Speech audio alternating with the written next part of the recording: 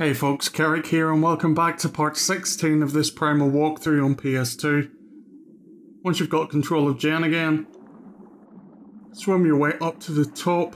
I can't turn this on without chopping up Arturo. I kill him, Jen kills me. Yeah, it's a sticky situation. Well, it could be a sticky situation. Anyway, press the button at the top, which opens up the iris which King Arturo went through in the previous episode. And that's pretty much it for Jen, so feel free to switch over to Scree and begin the very long walk up towards the iris we've just opened. This is why I said it would be really nice if you could have left Scree up there. Unfortunately not to be, but we'll manage.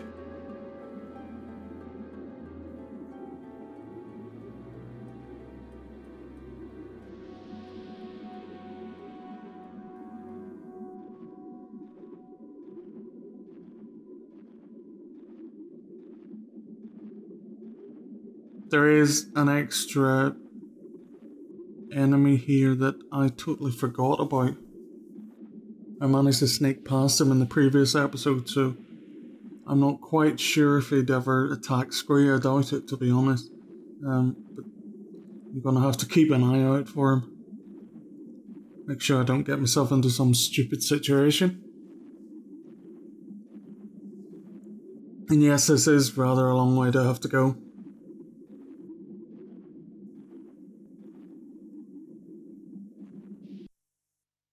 Right up past the 3 currents that we sorted out in the last episode.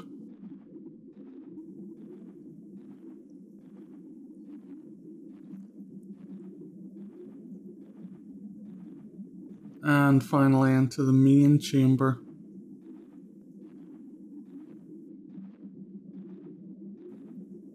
And through the iris. There is, to the left, one of those devices that'll pull Scree towards you, so in theory you could swim up as Jen, which might be a little bit quicker, but I don't really think it's that big an issue. There's also a shortcut on the way back, so you only really have to do that run once. Which brings us into the nesting area. And if you thought there were a lot of eggs before, then holy crap, this place is absolutely covered in them.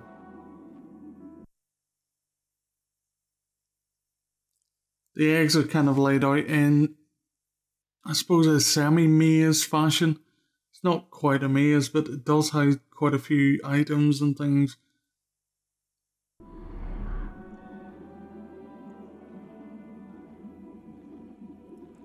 And essentially we're looking for the filter hatch in this area.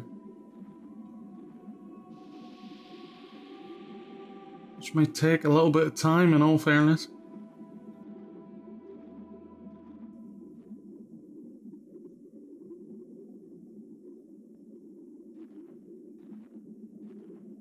All of the eggs are arranged generally into alcoves,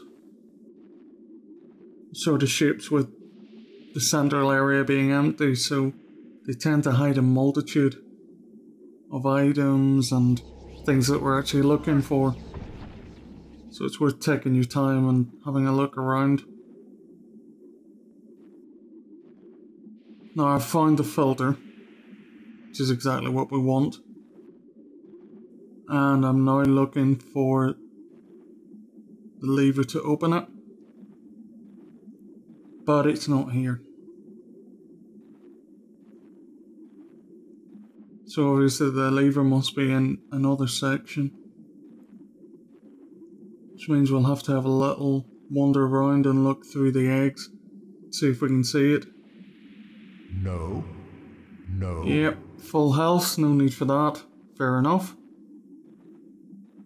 Right, it's not over this side, so we'll have to check the other side now.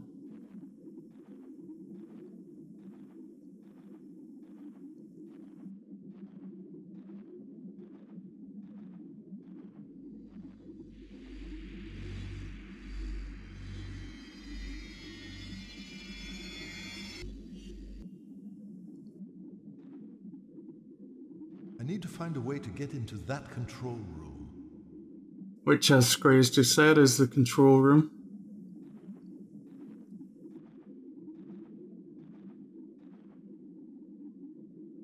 Again, we're just looking for the lever to open up the hatch.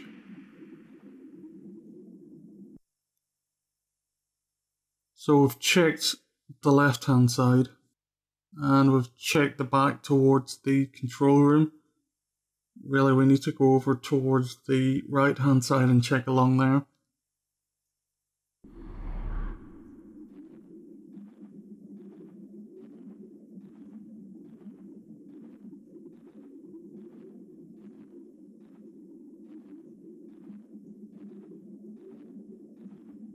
And snuggled away in the back. There we go. They had to hide it. Buggers. And once you've pulled it, it will open up the filter hatch. Obviously. Duh. But make your way back towards it. And if you jump inside, there is a card inside which you'll want to pick up. We just change the camera, and there we go. The Knight of Cups, which represents the Glack in game. Glack is an enemy we haven't quite managed to run across yet.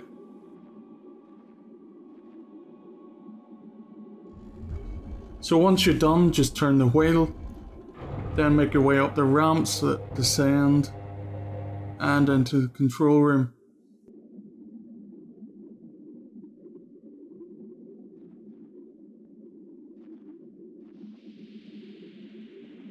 First thing you want to do is pick up this little weird thing that looks like a toilet brush. And once you do, again, turn the wheel.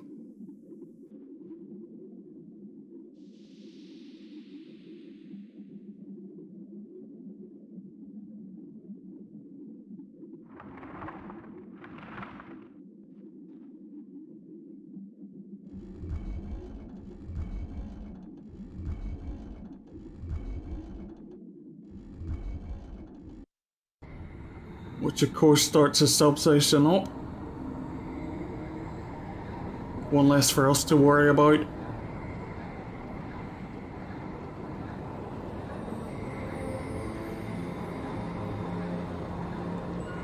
And don't worry, it's the one in this area, not the one with Arturo in it.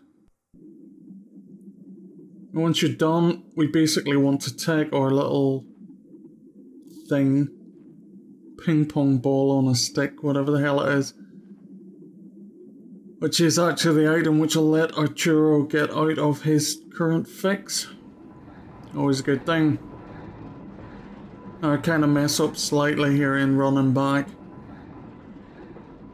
You can of course switch over to Jen and use the teleport thing to pull Scree directly to you, which saves a lot of time.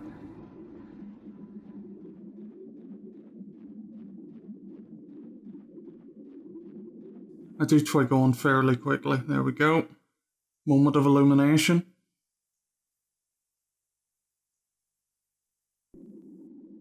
And once you're back at Jen, just swim your way over to the device and pull Scree through, which saves all the running about. Very handy indeed.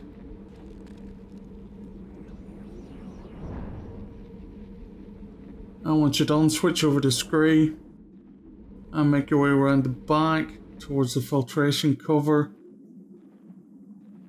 filter hatch, whatever the hell it's called. I think I make up a new name for it every time I say it.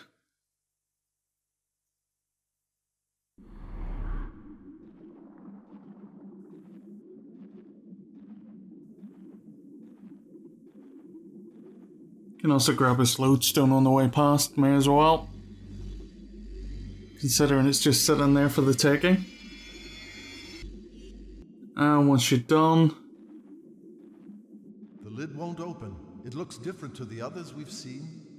Yeah, because it's missing a controller, which you now have. There we go.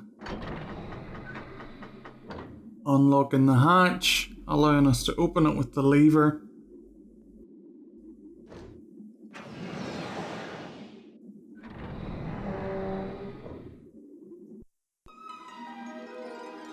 Thank you, my friends. And making for one ever so happy fish fella.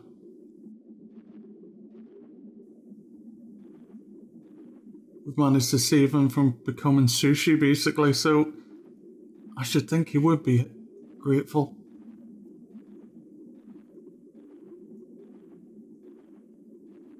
And once you're done, just make your way back over to the front. And again, grab the wheel, turn it on the substation. Now there's nobody inside it, we can safely do that.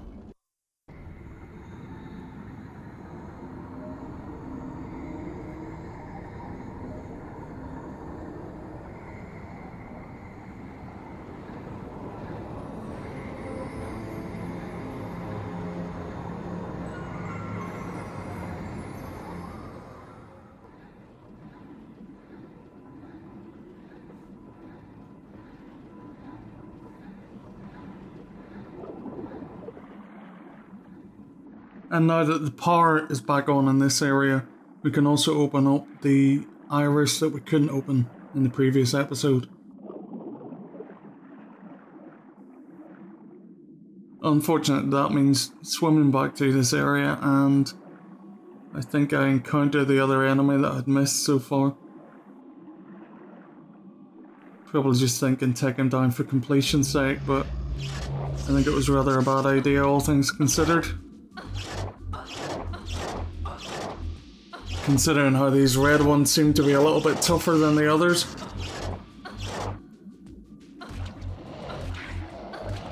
Anyway, I'm sure we'll manage.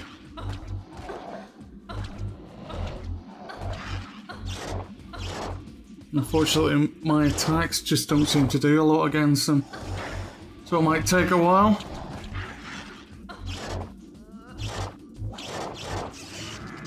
I'd sing the Killing Fishmen song to while away the hours, but I'm not sure my voice is up to singing today. I'm not sure your ears are up to listening, in all fairness. Oh, come on, stop blocking me, you little bugger. It's only a lightning lash type thing. Nothing to be scared of. Oh, finally, there we go. Right now he's out of the way, we can get back to the task in hand.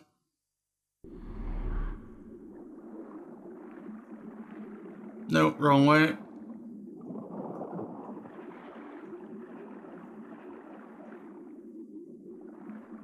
We will get shoved off a little bit here. Bear in mind we can't cover both holes.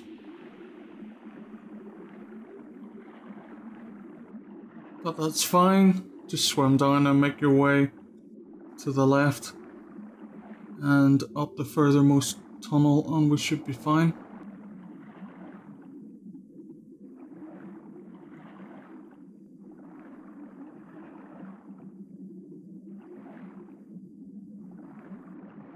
And the current here should be fine and allow us to get back into the main tunnel again.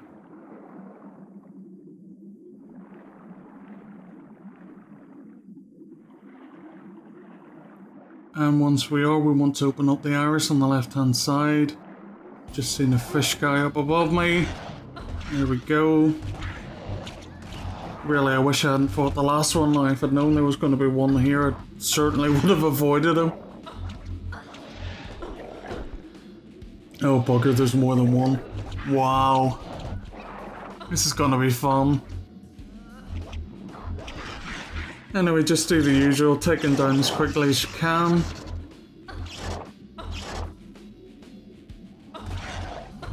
Tends to be worth on these enemies if they block.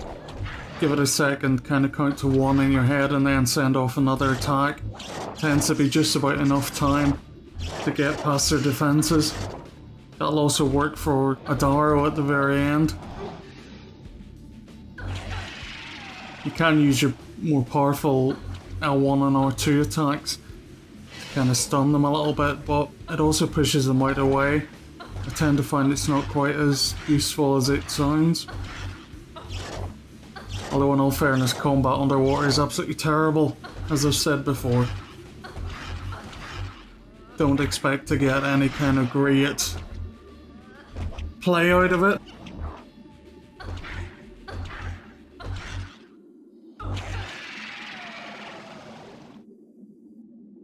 And with both of these guys out of the way, we can pull Scree through, just to make sure he's with us. That's a weird way to pull him through.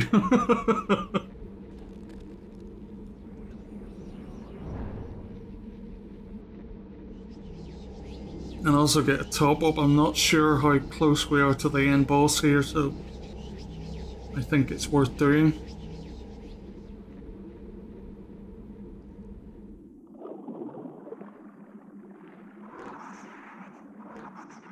And once we're done, just click the button at the top of the iris.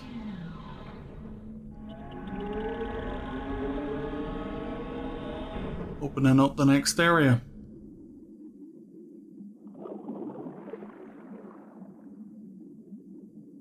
Which basically consists of a hell of a lot of tunnels.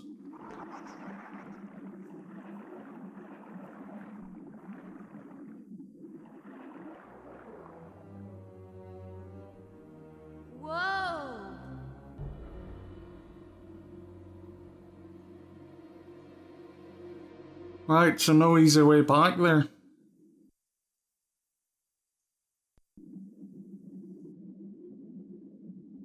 There is another way you can get back, so don't worry about it too much in case you actually want to go back for any items.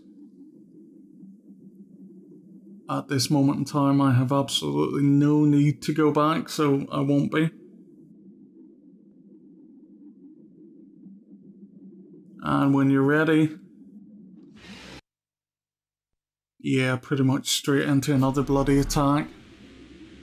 There is a teleporter there which will allow you to go back to any of the other earlier areas.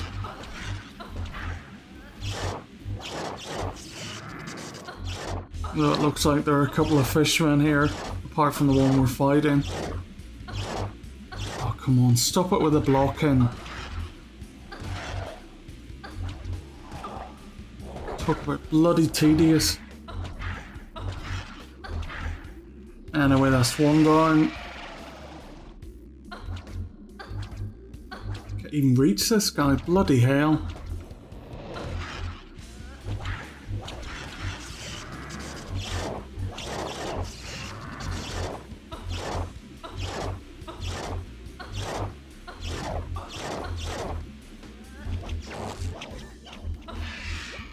I think the worst thing about it is the amount they block.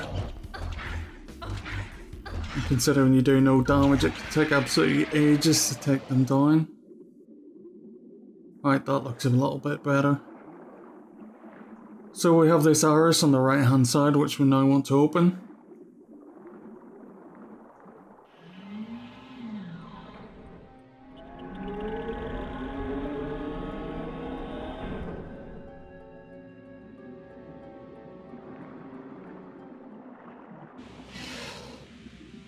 And straight into a fight with another one of the little buggers.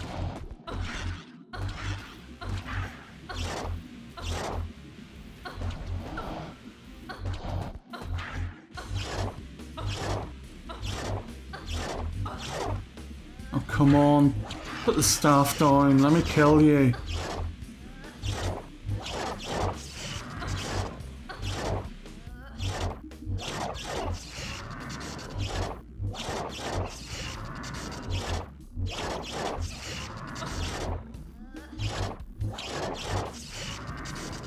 So as you can see, the power attacks do have a little bit of damage towards the end that'll break through the shielding, but they quite happily put it back up again in all fairness.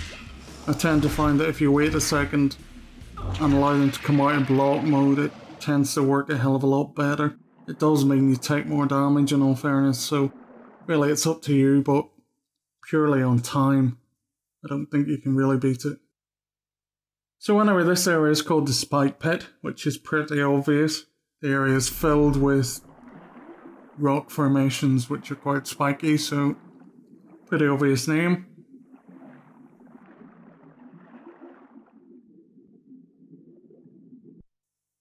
And again, there's not a lot really to do here. You want to swim up.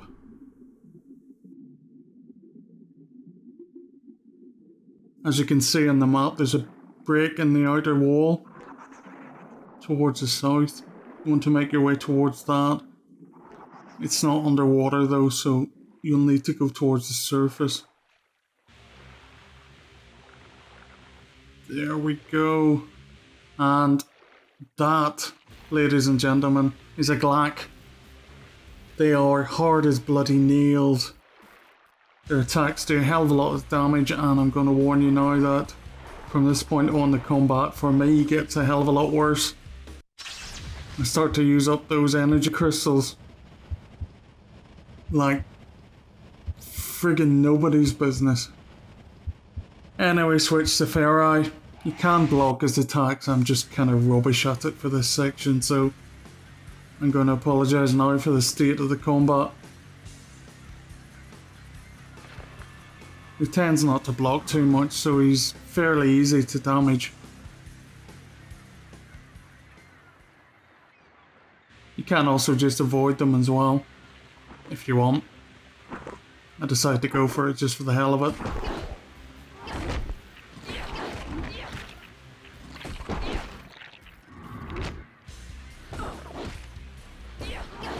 As you can tell, the attacks take off an absolute crap ton of damage. It can very, very easily take you all the way down to 0.